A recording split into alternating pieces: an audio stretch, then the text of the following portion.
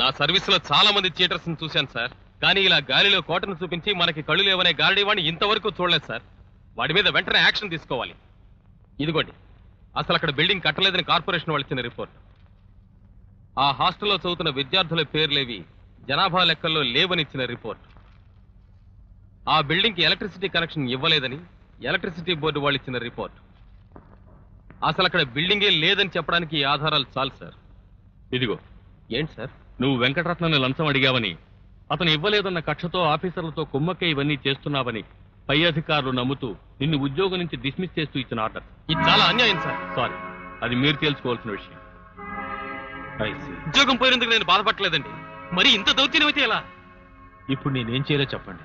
నేను చాలా మంది లాయర్లను అడిగాను సార్. అందరూ వాడిదే తప్పంటున్నారు, వాడిదే అన్యాయం అంటున్నారు. కానీ వాడికి అగెన్స్ట్ గా ఎవరు కేసు ఫైల్ చేయనట్టున్నారు సార్. ఇలా అయితే ఈ కోర్టులు ఎందుకు, ఈ లా అండ్ ఆర్డర్ ఎందుకు? నలుగురు గూండాలను పెట్టుకుని ఆ వెంకటరత్నం ఈ సమాజాన్ని ఏలుకోవచ్చు కదా సార్. మీ సమర్థత మీద, మీ సిన్సియారిటీ మీద నమ్మకంతో మీ దగ్గరికి వచ్చాను. As a last hope. చట్టానికి కావలసింది సమర్థత, సిన్సియారిటీ కాదు, సరైన సాక్ష్యం. ఆ సాక్ష్యం మీ దగ్గరుంటే నేను ఎవరిని లెక్క చేయను. ఈ కేసుకు సంబంధించిన సాక్ష్యాలు, రుజువులు అన్ని నా దగ్గర ఉన్నాయి sir. Then we're filing the case. విన్నారుగా details of the case. Raghava, నువ్వైతే ఈ కేసు ఎలా డీల్ చేస్తావు?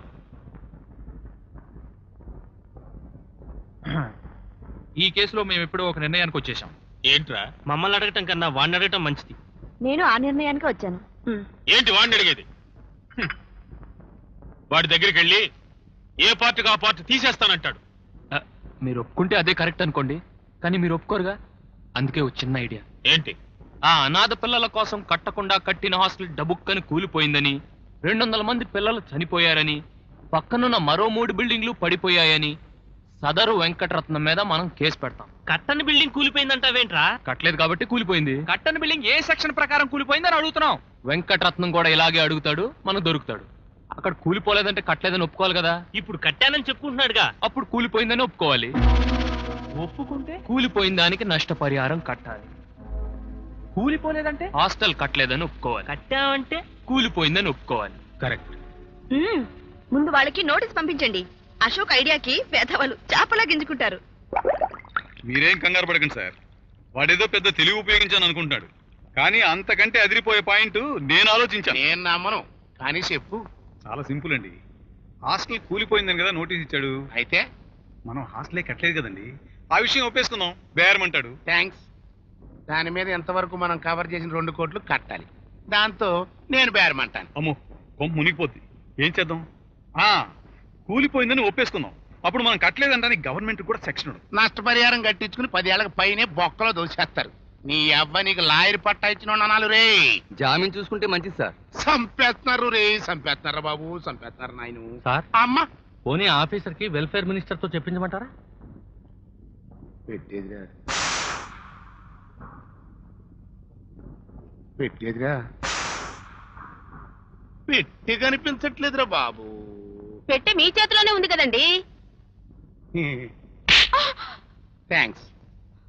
నా పెట్టి నేను చూసుకోకపోయినా నేను చూసుకునేంత వరకు నువ్వు చెప్పకూడదు.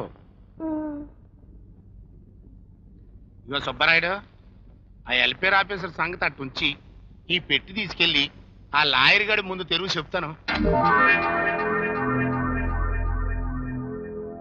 ఎందుకు?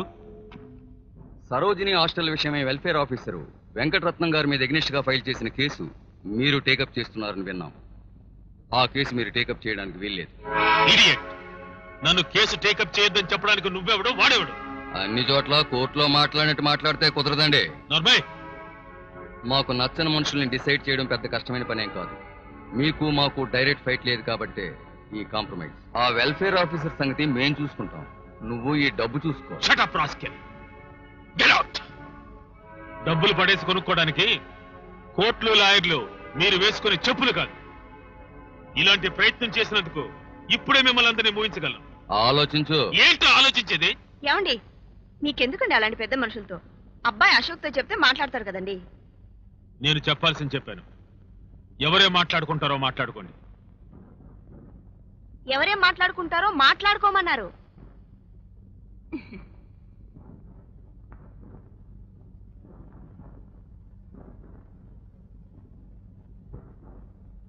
ఏంటండి ముందే నాతో మాట్లాడుంటే ఈ గొడవ ఉండేది కాదుగా. అవును, ఆ ముసలాడు చేదస్తుడిలా ఉన్నాడు.